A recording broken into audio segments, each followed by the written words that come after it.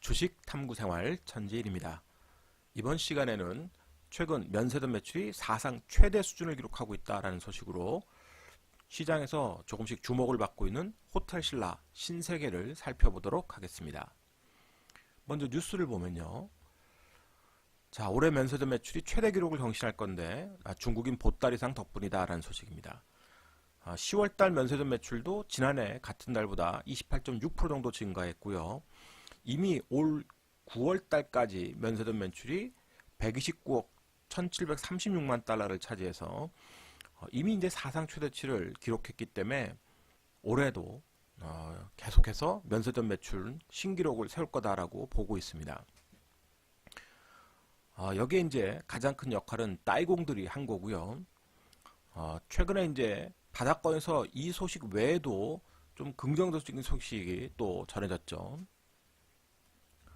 바로 이제 중국 최대 온라인 여행사인 시트립이 지난 14일 날 1년 반 만에 한국 단체 관광 상품을 재개했었는데요. 그렇지만 아쉽게도 반나절 만에 이 페이지가 삭제가 됐습니다.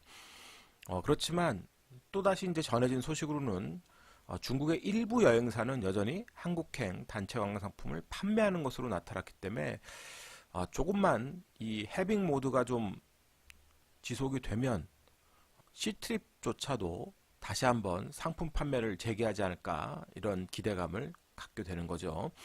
지금 이제 상품을 판매하는 여행사들은 뭐 3,000위안에서 5,000위안 정도, 우리나라 돈으로 이제 48만원에서 80만원 수준이니까 뭐 비싼 수준은 아니에요. 일본의 한 절반 수준밖에 안 됩니다.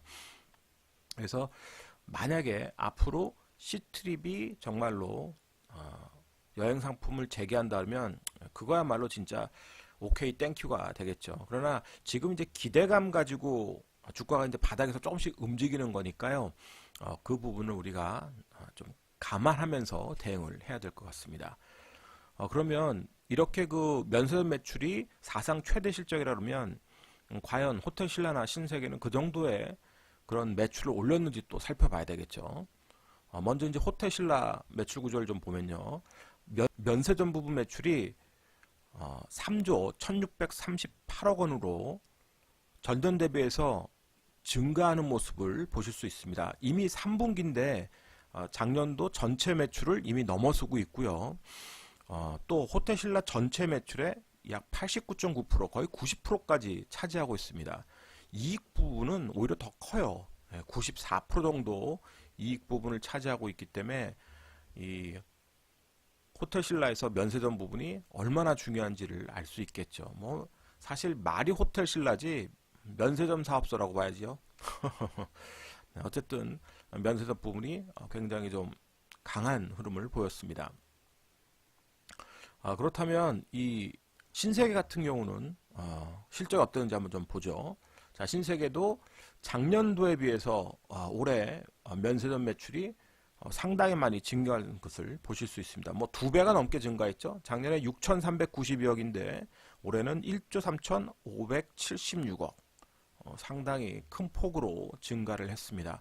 그러니까 양쪽 다 면세점 사업을 다 잘하고 있다라고 보시면 될 것 같고요. 다만 이제 최근에 주가가 바닥에서 수급 불안을 계속 느끼고 있기 때문에 우리가 수급을 좀 체크해 볼 필요가 있습니다.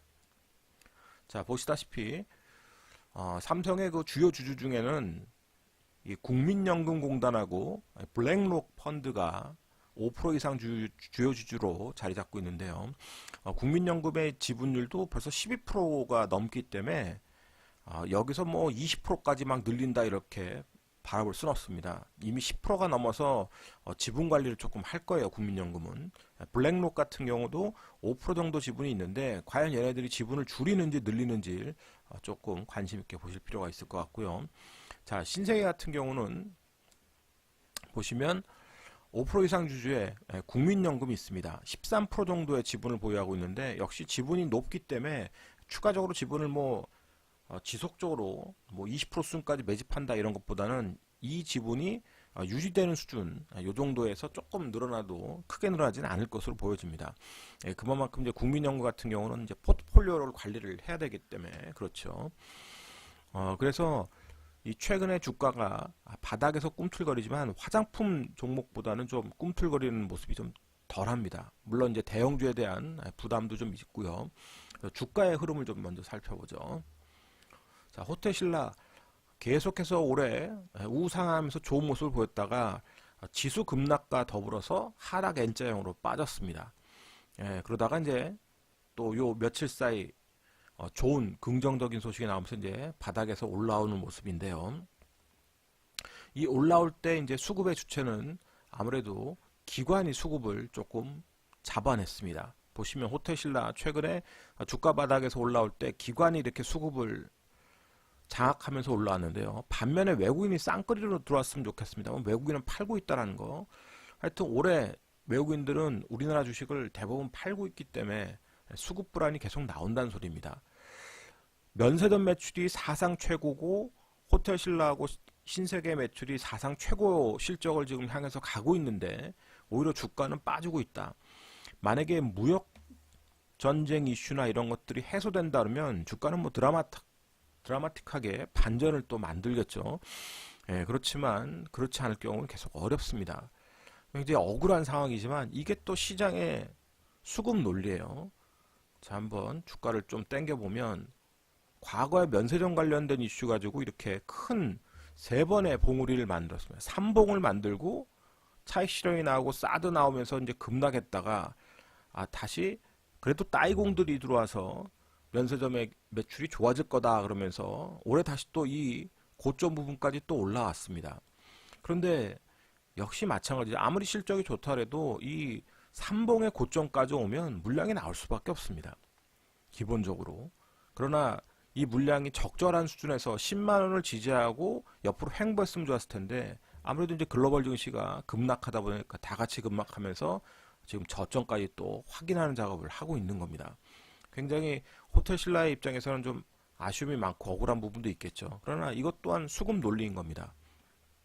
자, 그러면 신세계를 또 보시면 신세계도 자, 바닥에서 면세점 관련된 이슈로 지금 급등을 또 했습니다. 자, 급등하고 나서 눌림목을 보십시오. 얼마나 거의 50% 가까운 눌림목이 나오지 않았습니까? 47만 5천원에서 25만 원까지 훅 떨어졌으니까요. 그러니까 이 수급 논리가 이렇게 무섭습니다. 올라갈 때도 무섭게 올라가지만 떨어질 때도 무섭게 떨어지는 겁니다. 그러니까 이 지금 회사 신세계가 뭔가 문제가 있고 실적이 지금 정말 개판된다 이런 거라면 몰라도 그런 게 아니죠. 오히려 실적은 계속 좋아지고 있는 상황인데 그런데도 불구하고 수급 논리에 의해서 지금은 떨어지고 있다는 소리입니다. 그러면 지금 글로벌 증시의 악재가 해소된다면 이런 이제 실적주들이 드라마틱한 반전을 또 만드는 거고요. 그렇지만 그런 것들이 해소되지 않으면 이렇게 좋은 실적을 갖고 있는 기업들도 주가가 계속 부진할 수밖에 없는 겁니다. 그 수급 논리를 잘 이해를 하셔야 돼요.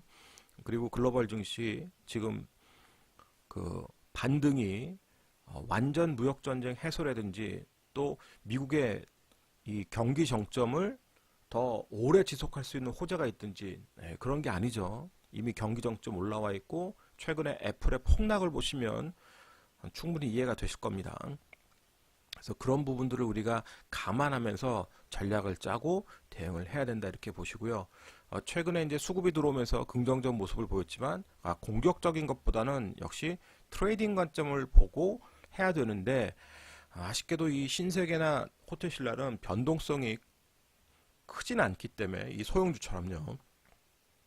그래서 최근 들어왔던 기관 수급을 중점으로 보면서 역시 거래량이 쓴 장대양봉 이 시초가가 트레이딩의 기준선이다 이렇게 보시면 되겠습니다. 그 트레이딩 할 때 마지노선이라고 봐야 되겠죠. 대신 이제 역시 대형주기 때문에 수익폭은 상당히 짧게 매매를 해야 될 겁니다.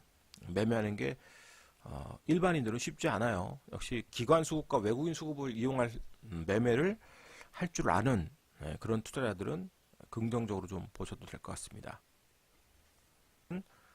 면세점 관련주 중에서 호텔신라, 신세계를 좀 살펴봤고요. 이 영상이 도움이 되셨다면 좋아요, 구독하기 부탁드리겠습니다. 다음 시간에 또 뵙죠. 고맙습니다. 전진이었습니다.